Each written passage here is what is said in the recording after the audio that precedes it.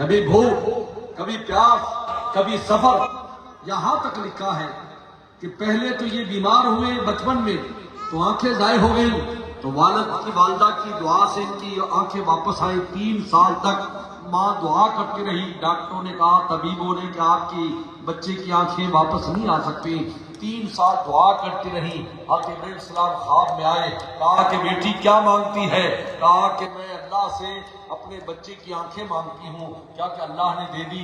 صبح کے امام بخاری جب بیدار ہوئے تو ان کی آنکھیں ٹھیک تھی. اس کے بعد اتنی محنت اور اسفار کیے، دھوپ میں اور برف میں اتنے سفر کیے کہ اس دھوپ کی وجہ سے ان کی آنکھیں دوبارہ چلی گئی، نابینا ہو گیا.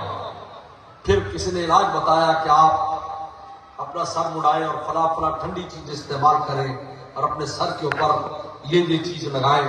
پھر جا کر دوبارہ ان کی آنکھیں باہر آئیں. اتنی محنت ہے.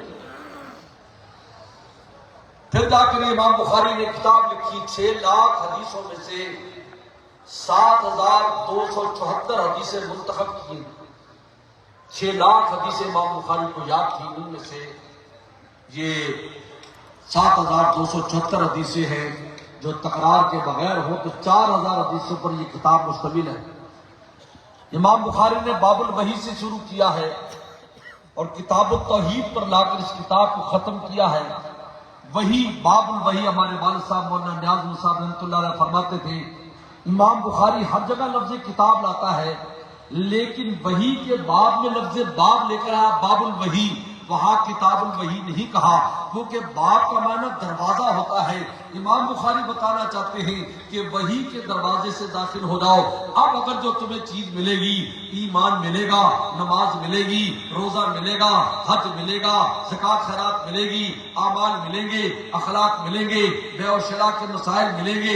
اب باب الوحی، وحی سے جو چیز تمہیں ملے گی اللہ کے ہاں معتبر ہے، ورنہ معتبر نہیں ہے. باب الوحی. اور انما الاعمال بالنیات کی پہلی حدیث حضرت عمر سے لائے اور آخری حدیث حضرت ابو ہریرہ سے لائے. اس میں عجیب نکتہ ہے. ہمارے شیخ عارف باللہ شاہ حکیم صاحب فرماتے تھے، حضرت عمر رضی اللہ تعالیٰ عنہ وہ انسان ہے عالم اسلام میں جن کو سب سے پہلے امیر المومنین کہا گیا ہے. یہ لقب ان سے پہلے کسی نے استعمال نہیں کیا. امیر المومنین بادشاہ ہوتا تھا، بادشاہ کچھ بھی نہیں امیر المومنین کے سامنے.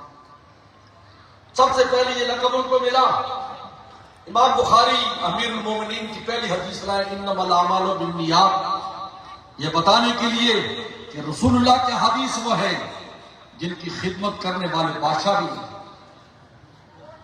اور آخری حدیث ابو ہریرہ سے لائے جو مدرسے کے صفہ مدرسے کا طالب علم ہے، جو درویش ہے، بھوکا پیاسا رہتا ہے اور رسول اللہ کی خدمت میں، بلکہ اپنے آنے کا بتاتے کہ میں رسول اللہ خدمت میں کیسے پہنچا. میرے پاس وسائل نہیں تھے تو ایک قافلہ جا رہا تھا. بسرا بنت غفران ایک عورت تھی، وہ جا رہی تھی مدینہ کی جانب. تو اس نے کہا کہ میرے اونٹ کے اٹھانے بٹھانے اور اس کی رسی پکڑ کر چلنے کی تجھے نوکری ملے گی. لہذا میں مدینہ تک یمن سے پیدل آیا اور میں اونٹ کا اس کو بٹھاتا تھا، کبھی کھڑا کرتا تھا، پھر اس کو ان کے اونٹوں کو چلاتا بھی تھا. اس قافلے میں خدمت کا اس طریقے پر بھوکا پیاسا ننگے پاؤں میں مدینہ شریف پہنچا. لیکن میں رسول اللہ کی خدمت میں آیا تو اللہ نے مجھے سردار بنا دیا.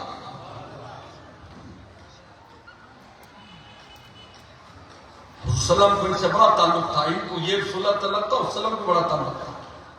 ایک بار زید بن ثابت بڑے مشہور صحابی ہیں اور ابو ہریرہ تینوں دعائیں کر رہے تھے بیٹھے ہوئے. رسول اللہ صلی اللہ علیہ وسلم تشریف لائے. کیا کر رہے ہیں؟ حضرت ہم دعا کر رہے ہیں، کوئی ذکر کر رہے ہیں. انہوں نے کہا چلو تم دعا کرو، میں آمین کہوں گا. رسول اللہ صلی اللہ علیہ وسلم آمین میں کہوں تم کہو. تو انہوں نے کہا پہلے کون دعا کرے گا؟ ابو ہریرہ نے کہا کہ حضرت میں تو آخر میں کروں گا، پہلے یہ حضرات کریں. تو زید بن ثابت نے دعا شروع کی. اب آمین کہتے رہے، رسول اللہ صلی اللہ علیہ وسلم آمین کہہ رہے. اللہ اکبر. نبی آمین کہے تو کیسے دعا کہاں سے کہاں چلی جائے. اس کے بعد دوسرے ساتھی نے دعا کی، آپ نے آمین کہا. پھر ابو ہریرہ سے ابو ہریرہ تو دعا کر، کہ اللہ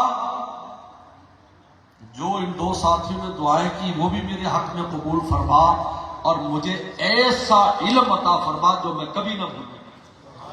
اس نے فرمایا آمین۔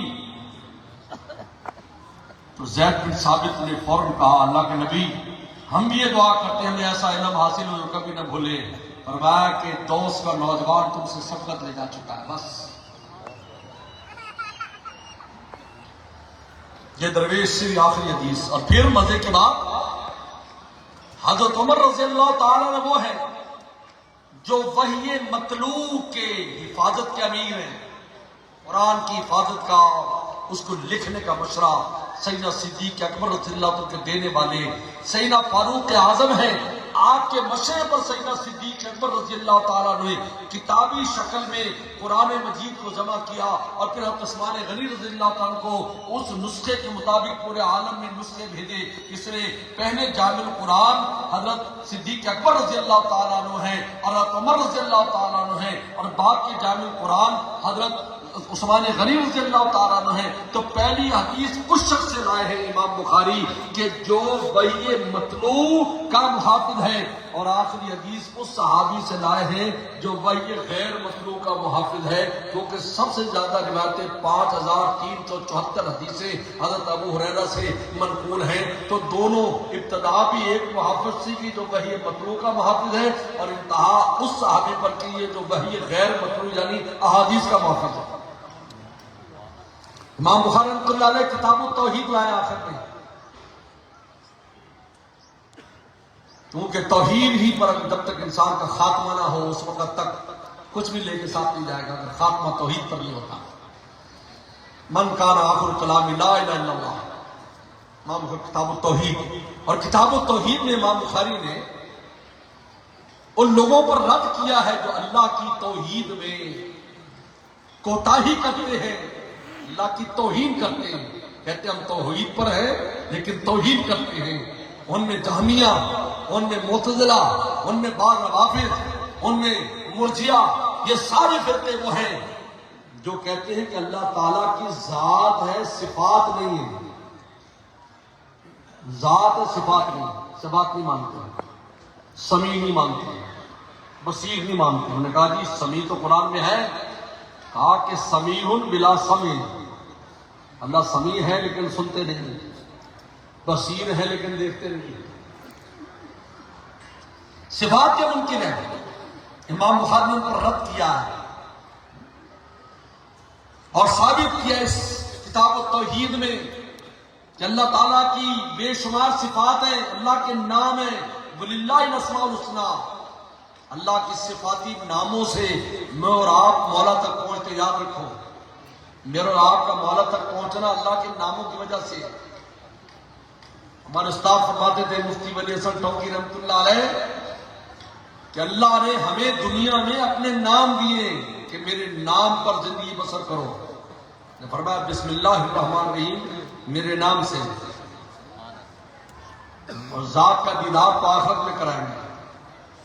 یہاں نام چلتا ہے، اللہ کا نام چلتا ہے، کہتے ہیں فلانے کا نام چلتا ہے، یہاں اللہ کا نام چلتا ہے، اسی سے ہمارے کام بنتے ہیں۔ امام بخاری فرمایا کہ اللہ تعالیٰ کی صفات ہیں، وہ کہتے تو اللہ تعالیٰ کی کوئی صفت نہیں، بلکہ اللہ کلام بھی نہیں کرتے۔ دادا یہ قرآن مجید ہے، یہ بھی مخلوق ہے جس طرح اور مخلوقیں پیدا کی۔ امام بخاری کہا کہ نہیں، بالکل نہیں، اللہ کا کلام غیر مخلوق ہے۔ اور یہ فتویٰ دیا گیا کہ جس جو قرآن مجید کو مخلوق کہتا ہوا دار اسلام سے خارج ہے، یاد رکھو، کیونکہ اللہ کی صفت ہے، اللہ کا وصف ہے۔ امام بخاری نے اوصاف اللہ کی صفات پر بحث کی ہے۔ اللہ کی صفات دو طرح کی ہے، آدمی اور وجودی۔ آدمی سے مراد نفی النقائص، وہ صفات، وہ چیزیں جن کی اللہ تعالیٰ کی ذات سے نفی کرنی ہے، جس کو صفات جلال کہا جاتا ہے کہ اللہ کھاتے نہیں ہے، پیتے نہیں ہے، اللہ تعالیٰ بیوی بچوں کے محتاج نہیں ہے، اللہ کی بیوی نہیں ہے، اللہ کے والد نہیں ہے، اللہ کے اولاد نہیں ہے۔ ان کو کہتے صفات آدمیہ، ان کو صفات جلال کہتے ہیں، صفات جلال۔ ان کو تنزیہات کہتے ہیں، پاکیزی، اللہ کو پاکیزہ قرار دینا۔ دوسری ہے وجودی، صفات وجودیہ، اللہ کے لیے کمالات کو ثابت کرنا۔ تمام کمالات اللہ تعالیٰ کے لیے ہیں، ان کو کہتے ہیں صفات وجودیہ، ان کو صفات اکرام کہتے ہیں، ان کو تحمیدات کہتے ہیں۔